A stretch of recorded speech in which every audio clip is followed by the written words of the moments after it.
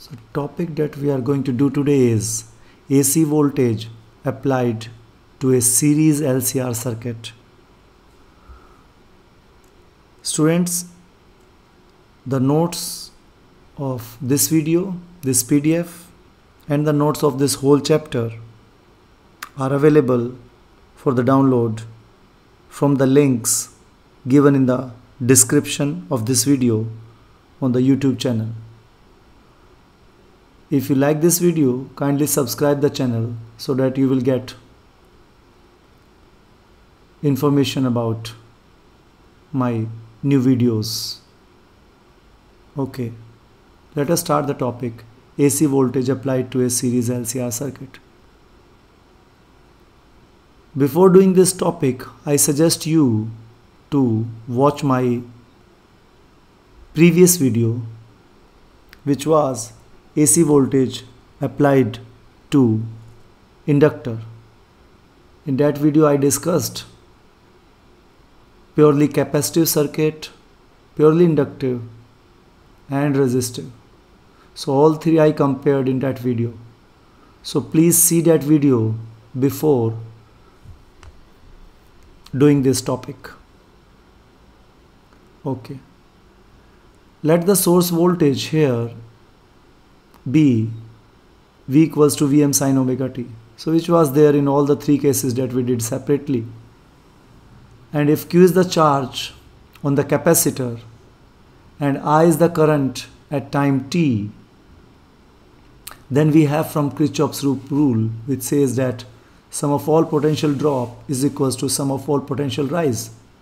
So what is the drop here at the resistor? So the drop here is of course IR. What is the drop here at this capacitor? It is Q by C. So when it has acquired the charge Q, then this will be the voltage over here. So voltage is nothing but the potential difference. So here the potential difference due to this Q is the voltage.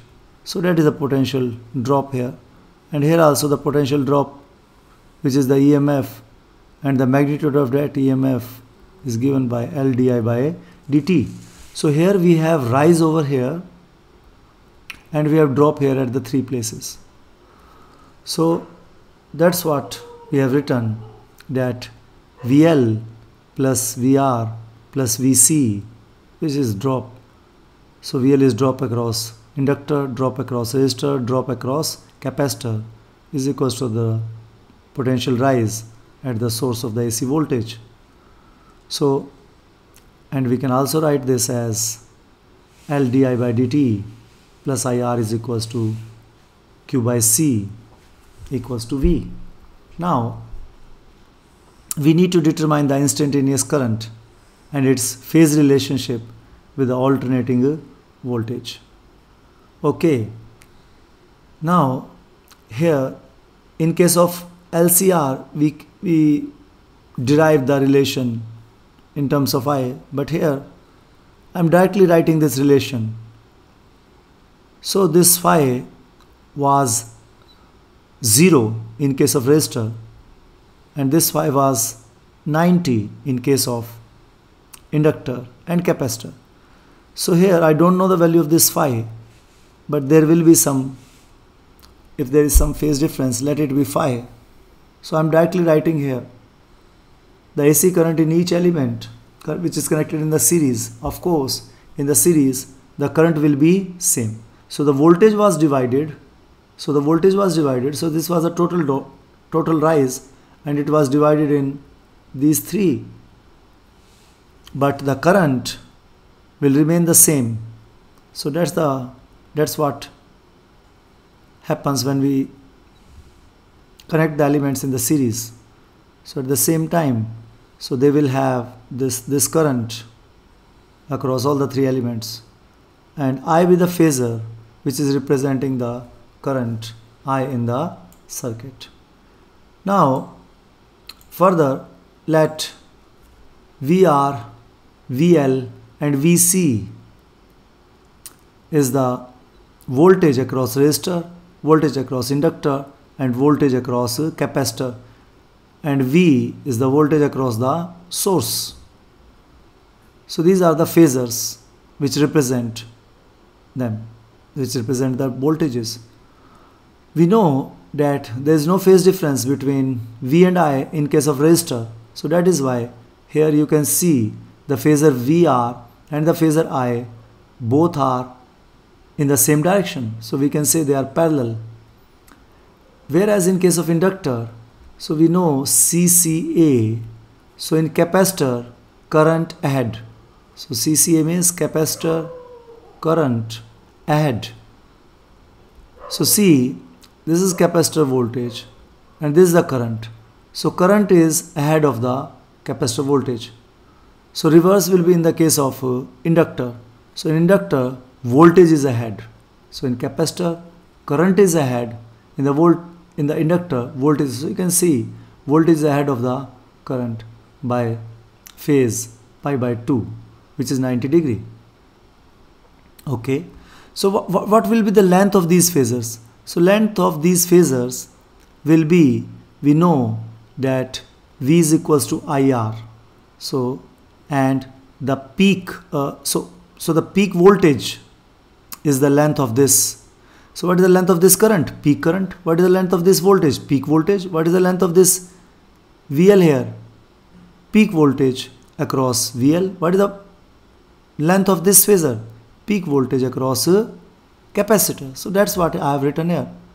So peak voltage across resistor, peak voltage across inductor, and peak voltage across capacitor. So these are the length of these phasors. So length of phasor VR is peak voltage across the resistor, across peak voltage. So this R, this first thing, it represents the element, and the second subscript is M. M for the maximum peak. Okay. So peak current into R, peak current into, so in case of here XL, we have found these formulas while doing the derivations. So IM was equals to VM by R. So IM here was equals to VM by XL, and IM here in case of capacitor was equals to VM upon XC. So this inductive reactance XL was equals to omega L. Capacitive reactance XC was equals to 1 upon omega C. So taking R this side, taking XL that side, we get VM in all the three cases. So here VM in case of R, so I have written it VRM, so that otherwise, so current is same. So I need not to write L, RL and C, but the voltage will be different. So here here, that is why I need to add R here, L here, and C here along with the voltage. So these notations and how to write them is clear to you, I think. Now, as these are the vertical components of VL, VR and VC, so the vertical components of them. So vertical component is nothing but the maximum of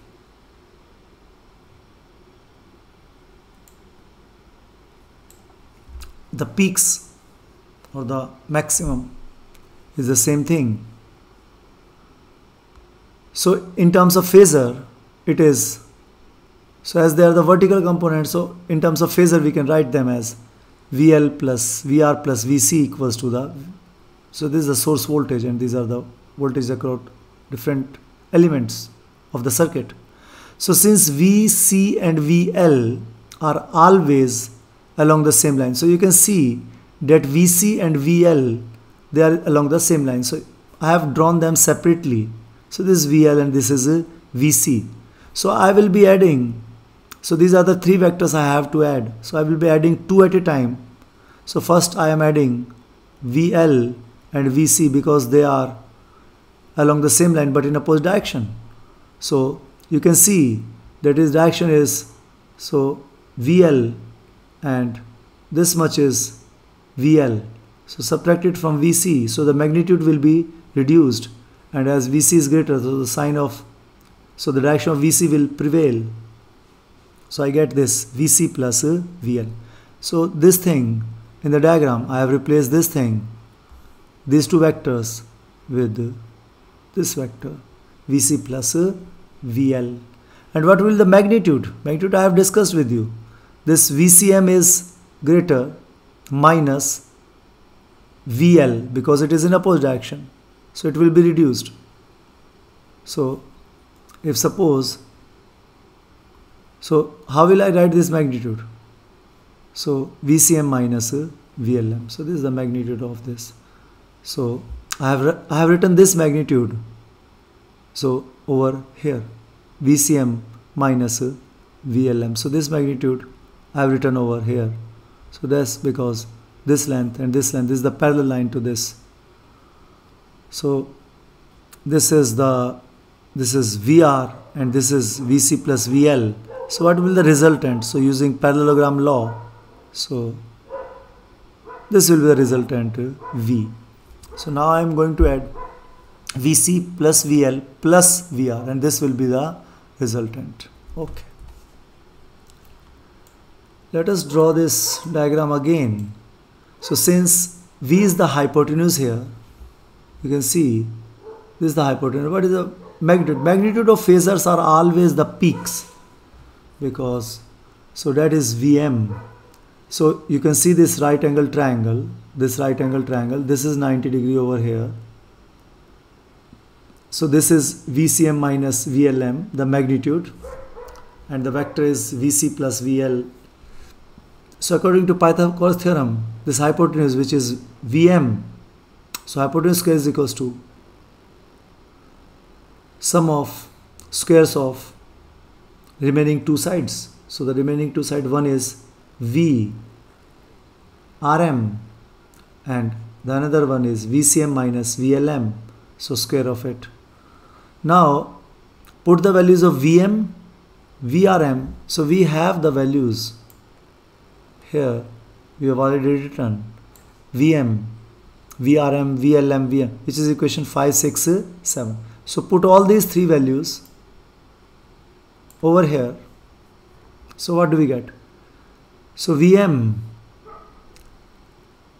square is equals to VRM. So VRM was IMR, so square of it. VCM is IMXC minus IMXL. So simply put the values. So here we get, so IM square here, IM square, so IM square is common, and we get R square plus XC minus XL whole square. Now as per the analogy again, IM is equals to VM by R in case of a pure resistive circuit. So it means that here also this value is what the resistance is for this circuit opposing the current, and we replace this with Z. So where Z is the impedance of the circuit, which plays the same role as R, resistance, in the resistor pure resistive circuit. So Z is the impedance of this circuit, which plays the role of same role as resistance plays in pure resistive circuit. Okay. Now you can see here again this Z is, again I can write it as hypotenuse, and this R, these are the remaining two sides. So this is R and this is XC minus XL. So this is XC minus XL. I don't know the angle here right now. The only thing I know that yes, I can, this is my hypotenuse and these are the remaining two sides, R and XC minus XL. Okay, so my target is to find this angle, which is here. Okay. Now let us go back to the diagrams, which is the relation between, so here this is the relation between VL, VR and VC. So in resistor, VR and I are parallel, and in case of capacitor, CCA, capacitor, current ahead, so current was ahead than VC. In case of inductor, voltage was ahead. So this was the diagram. This is the relation between, we have added here. So this is VL, VR. So this is VR and VL plus VC. And so this is what we have added here. So now comparing these equations, V is equals to, which is given to us, V is equals to Vm sin omega t and I equals to Im sin omega t plus phi. This tells us that we have assumed phi as the phase angle between V and I. So since the phasor I is always parallel to phasor VR, the phase angle phi is the angle between VR and V. So you can clearly see here that I is making an angle, phase angle. So I is making an angle omega t plus phi. This, the I is making this phase angle omega t plus phi, and voltage is making an angle omega t. So this is my source voltage. So source voltage is making the angle omega t, and the current which was along VR, so it was making omega t plus phi. So it means this angle is phi. So this angle is phi. So I can write this angle. So now this triangle, I have this triangle over here. So this is my triangle, this right angle triangle, and this is VCM. This side was VCM minus VLM, and this side is VRM, and this side is VM. So now, and this angle is alpha. So in terms of tan, I can write it as opposite side upon adjacent side. So opposite to this phi is VCM minus VLM, and adjacent to this phi is VRM. So tan phi is this. Now again putting the values VRM, VLM and VCM here in this value, here I will get, so VCM is Im, so tan phi is equals to, so VCM is Im XC minus VLM is Im XL divided by VRM Im R. So Im is common, so Im is cancelled, and I get this tan phi is equals to XC minus XL upon R. So now look at this. So our target was to find this angle. So now we have found this angle. So this angle is nothing but this phase difference which was there between the source voltage and the current in the circuit. So this is that phi, and now we can call this diagram as impedance diagram. So that Z was the impedance, and we call it impedance diagram because Z is the hypotenuse of this right angle triangle. So we have found here that this angle is phi. So here we were in search of this angle, and very simply we have found. So from here this was right angle triangle, so we have written it in form of tan pi. From here this phasor diagram, and then simply put the values of voltages, and I am cancelled out and I get this phi. Okay. So now if we look at this equation of impedance and this, so using these two equations and this angle, so these are the two things that you need to require the impedance diagram. So we have made this diagram. So where Z is the right angle triangle. Now if you look at equation 9, which is the amplitude of the current here, so equation 9 is your Im is equals to Vm peak voltage divided by R square plus Xc minus XL whole square.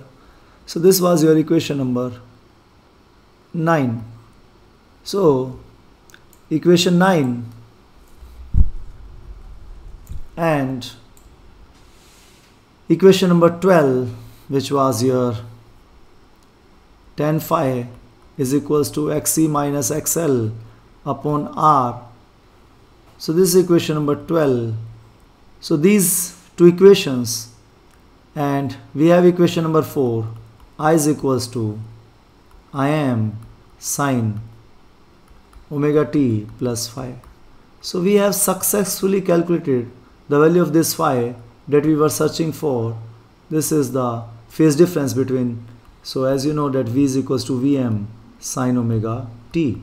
So the phase difference, this phi, is equals to this that we have calculated with the help of, that we have drawn in the impedance diagram also. So we have calculated this phase angle phi, which is completely specified in this equation number 4. So this is my Im. So this is what I have calculated Im. And so in all the pure resistive circuit, capacitive circuit, we have calculated this angle phi. What is the phase difference? So this is that phase difference, and we also calculated the value of Im. So here this is the value of Im here. So see, this was the value of Im for pure resistive circuit. This was the value of Im for pure inductive circuit. So Im was equals to Vm by R for pure resistive circuit. Im was equals to Vm by XL, which is equals to omega L for pure inductive circuit, and Im was equals to V C by V maximum for VCM, we can also write, upon XC. And now here in this case of LCR circuit, we have calculated that this is equals to Vm upon Z. And what is this Z? So here XL was equals to omega L. Here XC, which was capacitor, was 1 upon omega C. And here this Z is the combination of R, XL and XC, which is equals to this. So this is your Z. Z is equal to under the root R square plus XC minus XL. And if XC is equals to XL, then they will cancel out each other and you will get Vm upon R. So which is the resonant condition, that is, which is our next topic. So next topic is also so simple, we have done it. Xc equals to XL. Then the amplitude is maximum and frequency will be maximum in that case. So we'll do the next in the next topic. Now what if Xc is greater than XL? If Xc is greater, then you can see that if Xc is greater, so tan phi will be positive value because Xc is greater than. So if it is a positive value, then the circuit is purely dominantly capacitive, and in capacitive circuit, you know, CCA, capacitor current ahead. So current in the circuit leads ahead of the source voltage. And what if XL is greater, then if XL is greater, then this phi, tan phi, this phi will be negative here. If XL is greater, so this Xc minus XL will be negative and phi will be negative. And if phi is negative, then the circuit is purely predominantly inductive, and so here the current will lag in this circuit, and you can see these variations in this phasor diagram also. Thank you so much for listening to this video.